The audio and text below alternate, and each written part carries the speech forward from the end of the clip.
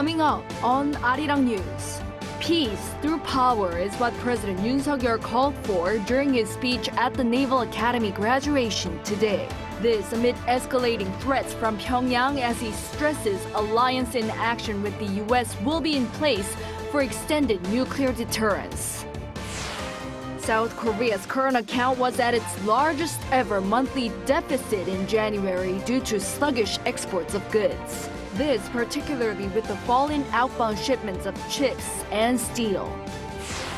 It's time for the private and public sectors to utilize all available resources to help Korea land the World Expo 2030 in Busan. This in remarks by the Prime Minister with just about several months left until the host country is decided.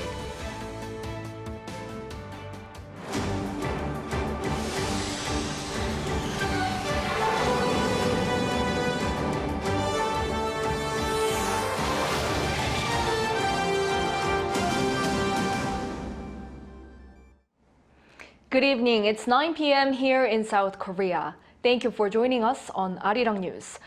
Following North Korea's firing of a ballistic missile yesterday in an apparent protest against the joint military posture by Seoul and Washington, South Korean President Yoon today indicated in a speech that the Allies' alliance in action is going from strength to strength.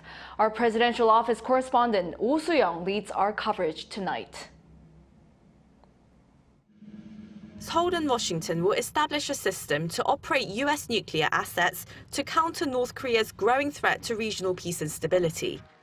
That's according to President Yoon Suk-yeol, who was speaking Friday at a graduation ceremony for the 77th class of South Korea's Naval Academy. 어떠한 도전 앞에서도 우리는 자유민주주의를 수호하고 한반도의 평화와 번영을 성취해야 합니다. Following North Korea's firing of a short-range ballistic missile on Thursday, Yoon said Seoul will further strengthen extended deterrence by setting up a joint nuclear planning and implementation system with Washington. In recent months, the Allies have been coordinating their capabilities to respond to a possible nuclear or missile strike by North Korea. A discussion-based tabletop exercise was held in Washington last month, and there was a missile defense exercise at sea with Tokyo. The Allies are set to hold the large-scale springtime Freedom Shield drill next week, staging operational command and war execution procedures under realistic scenarios. On top of bolstering joint exercises to achieve an alliance in action, Yoon also pledged to establish a response and retaliatory mechanism featuring the South's three-axis system against strikes from the north. 우리 군은 북한의 비대칭 위협에 효과적으로 대응할 수 있는 작전 수행 능력을 갖추면서 미래 전장 환경에서 싸워 이길 수 있는 전투형 강군으로 혁신해 나가야 합니다. Stressing the need to protect maritime security and sea routes beyond Korean waters, Yunnan First Lady Kim Gon-hee later boarded the 3,000-ton warship ROKS Tosan Anchangho, the first submarine South Korea designed and built independently and which can launch ballistic missiles. The first couple also inspected the Aegis destroyer ROKS Sejong the Great, which participated in joint training with the U.S. Navy last June, alongside nuclear-powered aircraft carriers. Oh Soo-young, Arirang News. Just days after warning against any action aimed at obstructing its missile launches, North Korea on Thursday engaged in yet another short-range ballistic missile test with Kim Jong-un reportedly on site. Our defense correspondent Kim Hyun-sung has details. North Korea's leader Kim Jong-un supervised artillery training on Thursday, according to North Korea's state news agency Korean Central News Agency on Friday. Kim visited the Hwasong artillery units on the western front lines to give hands-on guidance. He reportedly said that they must grow and maintain their power to overwhelmingly counteract and suppress the enemy's war preparations. It's possible that he's referring to the Seoul-Washington joint military exercises, as the Allies from next week will hold their biggest drill in years, dubbed Freedom Shield. Kim reportedly also took his daughter Kim Joo-hae to the artillery training. She's already appeared by her father's side during several state events this year. The news agency's report follows North Korea's missile firing on Thursday. South Korea's Joint Chiefs of Staff said on Thursday that at around 6:20 p.m., North Korea fired a short-range ballistic missile into the waters west of the Korean peninsula. The South Korean military is also looking into the possibility of North Korea firing multiple projectiles that day. And from the newly released photo from North Korea, it looks like at least 6 artillery vehicles fired projectiles. It's also noteworthy that North Korea chose to fire off to the west coast rather than the east. It's the first time in 4 months that the North has fired a short-range ballistic into the West Sea, as the East Coast is their usual choice for missile firings. This latest provocation also marks their 4th confirmed missile firing this year. Kim Hyun-sung, Arirang News. In related news, the U.S. State Department has strongly condemned North Korea's latest short-range ballistic missile test. During a press briefing following Thursday's test, State Department Press Secretary Ned Price warned that North Korea would face greater consequences should it refuse to refrain from such shows of military might. He added U.S. hopes for change on the Korean peninsula through dialogue and diplomacy with North Korea. Regarding President Yoon's trip to Japan, South Korea's first Vice Foreign Minister Cho Hyun-dong says the visit will be an opportunity to move toward a new future as it comes at a time when the bilateral relationship is more important than ever. Meanwhile, a senior official from the Foreign Ministry on Friday added that the accused Japanese firms will likely take part in creating a future youth fund aimed at sponsoring scholarships for students. South Korea and Japan have been holding talks to have the business federations of the two countries form a joint fund as part of efforts to settle the forced labor issue. The official also stressed the Korean government has left the door open for Japanese firms to voluntarily make contributions to the public foundation that'll be paying the compensation to the forced labor victims. On the economic front, findings for January show South Korea's current account recorded a largest ever monthly deficit. This driven by sluggish exports of goods, particularly with the declines in chips and steel. Our Lee Dae-yeon has the numbers. South Korea's current account saw an all-time high deficit in January. Preliminary data released by the Bank of Korea on Friday shows that the country posted a current account deficit of over $4.5 billion, the highest figure since relevant data was first compiled in 1980. The current account was back in the red again in January following a surplus the previous month. This was largely driven by a record-high deficit for goods due to sluggish exports. The goods account recorded its biggest ever deficit at more than $7.4 billion, marking the 4th consecutive month in the red. Compared to the same period a year earlier, it dropped by $9 billion. Exports dropped almost 15% on year, making it 5 months in a row for on-year decline. With the global economic slowdown, exports for chips dropped 43.4% and steel products declined 24%.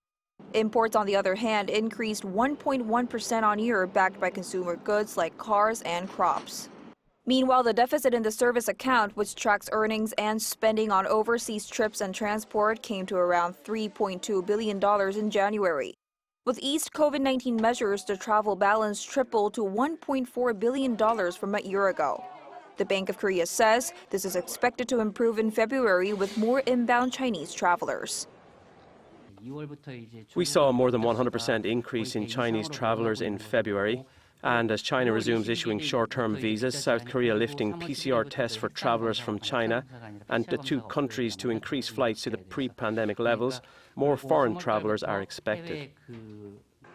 He added the average spending of Chinese travelers is higher than other countries, which may help narrow the deficit. The official also explained that the Bank of Korea said the current account balance as a percentage of GDP is expected to come in at around 1.5% this year. Lee Dae-yeon, Arirang News. The total amount cashed out by foreign investors in South Korean bonds in February decreased from the previous month. According to the Bank of Korea on Friday, foreign selling of local bonds last month came to around $520 million. That's a large decline from January when it reached a record high of $5.3 billion. The BOK said that this was due to the Korean bond market becoming a more attractive investment. One expert attributed the decline to the unstable economy, leading foreign investors to shift from the stock market to government bonds. Meanwhile, due to an expected economic recovery in China, there are positive signs in the Korean stock market, with foreign net investment at $700 million, but this is still a drop from the month before. It's been a week since the new school year started in South Korea, and as our Lee Soo-jin reports, students are already busy coping with increasing rent and food prices. From rent to meals, students in South Korea are grappling with high costs. The average rent for a studio apartment near a university in Seoul jumped from $340 a month in 2021 to almost $390 last year at the current exchange rate. The rise in rent is largely driven by increased demand from the complete resumption of in-person classes. And it was hard to find decent prices with different houses. But now, I think for me, I was really lucky that I could find a house near school. The surge in rent prices has also been exacerbated by the preference of rents over jeonse. It only actually exists in Korean housing market. So for jeonse renters, they need to deposit big chunk of money to the homeowners. But as interest rate is skyrocketed from last year, it became more profitable for renters to deposit that big money in the banks instead to deposit that money to house owners. So they prefer to go through monthly rent. Rent prices of off-campus housing at Ewha Women's University soared 38% between 2019 and 2022. At Yonsei University, it rose 20%, and at Korea University, 16%. Food prices have also gone up. More and more students are trying to save money by eating at university cafeterias like the one behind me. The demand is so high that students have to wait as long as 30 minutes during peak lunch hours. There are many instances where meals cost more than 10,000 won due to rising cost. But I have campus food, I can eat more healthy. So I come to eat our school's cafeteria more often nowadays. This self-service cafeteria, where students can choose what to eat and how much, costs around 6,500 won, or $5, and some other places on campus are cheaper still. Students are also opting to order coffee at the school cafe, where a latte costs only around $2, around half the price of a latte from some franchise coffee shops. With more students watching their budgets in this high inflation environment, coffee shops like this one are likely to be busy all semester. Lee Soo-jin, Arirang News. It's time for South Korea to go all out in its bid to win hosting the World Expo 2030 in Busan. This in remarks by the Prime Minister, as in less than a month, an on-site evaluation by an inspection team will be conducted in Busan, and with about several months left until the host country is decided. For more, here's our Lee Si-hoo.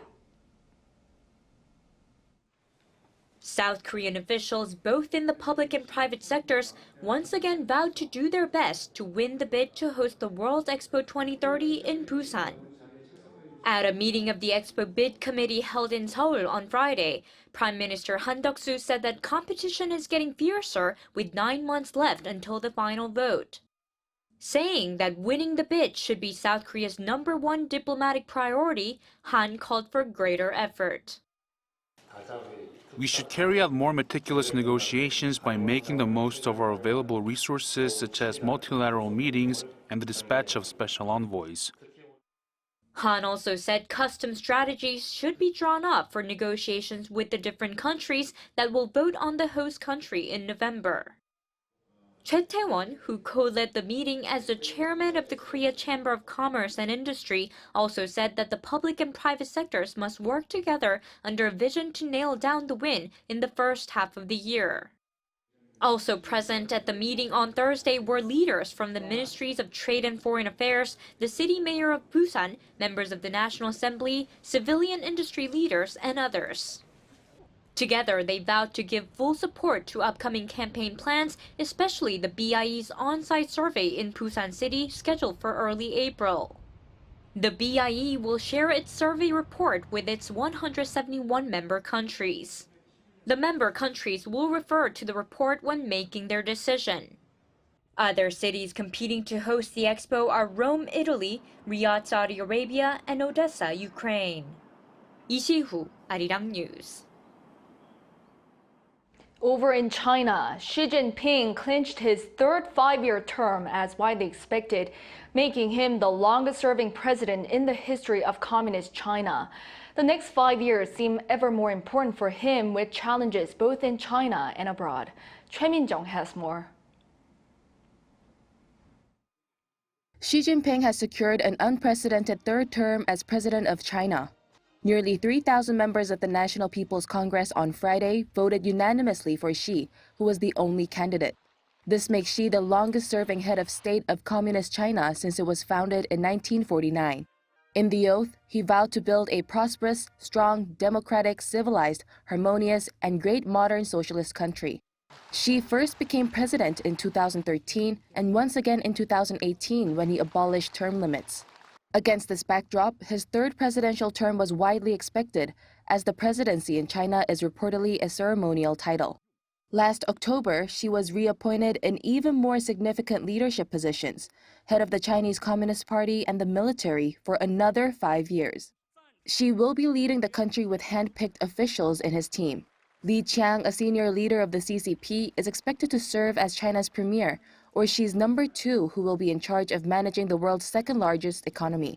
Analysts say the next 5 years will be critical for Xi to revive the pandemic-hit economy and address challenges triggered by worsening relations with the West over Taiwan, Beijing's support for Russia, trade, and human rights. Xi is expected to deliver a speech at the annual parliamentary session on Monday. Choi Min-jung, Arirang News. One of the hottest issues in the world of entertainment is the battle between K-pop agency HYBE and tech giant Kakao to take over record label SM Entertainment. This week, Kakao announced it'll offer to buy more SM shares to become the agency's largest shareholder. Our Song Yu-jin talked with some experts about how this could potentially change the landscape of K-content. The battle for SM is heating up. After HYBE, the agency representing K-pop superstars BTS, acquired an additional 0.98% stake from its 25% goal through what's called a tender offer, a type of public takeover bid, its rival Kakao also made one on March 7th to buy up to 35% of SM's shares. If the offer is accepted, the internet giant becomes SM's biggest shareholder, owning almost 40%, beating HYBE's 15.8%. But why did this wrestle start in the first place? Experts say it's because of the growing importance of intellectual property, or IP, in the K-pop realm. We define IP in K-pop as the color each artist has in all their works. For an artist to grow and release new works, support and investment from the management agency are crucial. So possessing enough IP to produce and create new works is important for a company's survival in the industry. SM has continuously been producing hit K-pop stars from the first generation era in the 1990s. Their artists are widely loved abroad as well, like in Japan. This means they possess multiple IPs. HYBE has a relatively short legacy as BTS started receiving attention in the late 2010s. Kakao possesses multiple entertainment management agencies, but not as big and impactful as SM. Regardless of who takes over, this will start a new wave of change in the K-culture industry. If HYBE joins up with SM artists can expand their reach as HYBE has successfully introduced artists like BTS to the United States, Japan, and other countries in Asia. As for Kakao, it covers webtoons, music, entertainment management, and on-screen production. So we could see SM artists appear in a variety of contents. This will trigger the emergence of more multi-label agencies or become the start of companies from outside the entertainment industry, like Kakao setting foot in the K-pop field. If the parent company respects individuality, diversity could be guaranteed, but if not, there could be monopolization.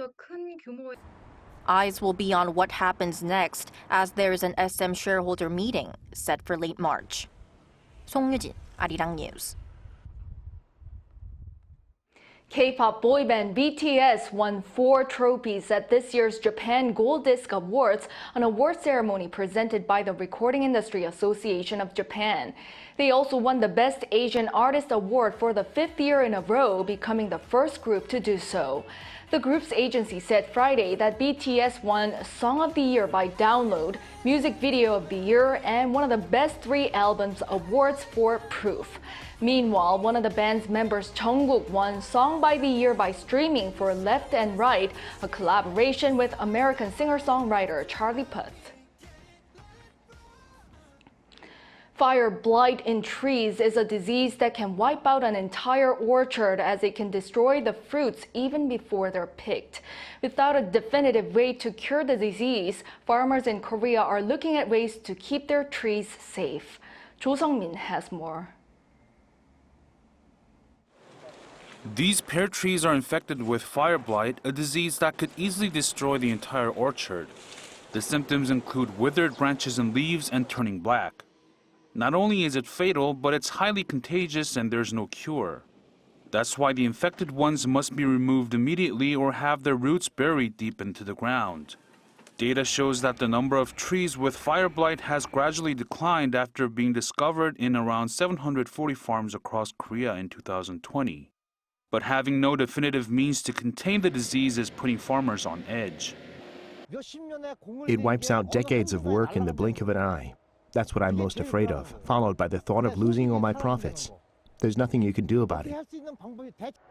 When the infection starts to set in, parts of the tree's branches become damaged and cankers form. The cankers serve as a perfect shelter for fire blight bacteria during the cold winter. Once the weather warms up in spring, the bacteria become active. Experts say it's best to get rid of the cankers when it's still chilly. When removing them, sterilized utensils must be used to prevent the disease from spreading. We plan to first get rid of the cankers in January and February, and then get rid of the infected trees until around April to minimize the scale of the outbreak. Korea has also recently implemented a new genetic diagnostic system that can promptly detect fire blight outbreaks. Experts believe the new system will help save time and trees. This system will allow us to treat fire blight 40% faster by making the process of pre-surveillance, prevention, and compensation all in one. Because farms in Korea are strictly forbidden from any agricultural work for the next 2 years from the time of a fire blight outbreak, farmers are on extra alert. Jo Sung-min, Arirang News.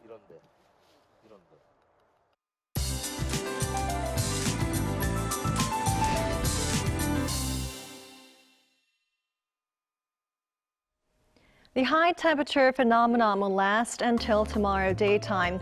Conditions will be close to what we normally see in mid-April. Highs in Seoul will be in the 20 degrees Celsius mark, while other regions will see warmer temperatures. On Sunday, a low-pressure system will settle in, dropping widespread showers. The amount of rainfall will be about 5 to 20 millimeters nationwide. And until the rain comes, fine dust concentrations will stay high for much of South Korea. For central regions, including the Seoul metropolitan area, air quality will be standing in the bad category. For parts of the south, dust concentrations will temporarily stay high for the morning hours. Make sure to have a mask that can filter out the dust particles, such as a KF94. And mild conditions will prevail for the morning hours. Seoul will be starting off warm at 10 degrees tomorrow. Partly cloudy to overcast skies are expected for the daytime. Highs in Seoul will jump to 20 degrees, Gwangju 26, Gyeongju will be very warm at 27. And after the rain on Sunday, a brief cold snap will make a return next Monday. That's all for now, and to the weather conditions around the world.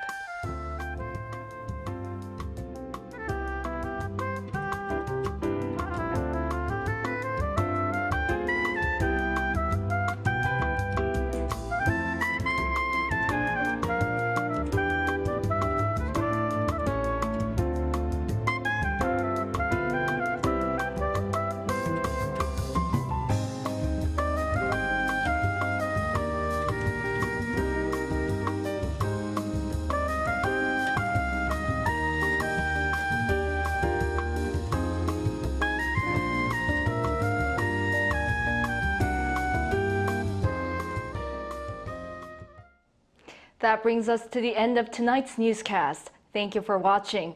Have a great weekend and a good night.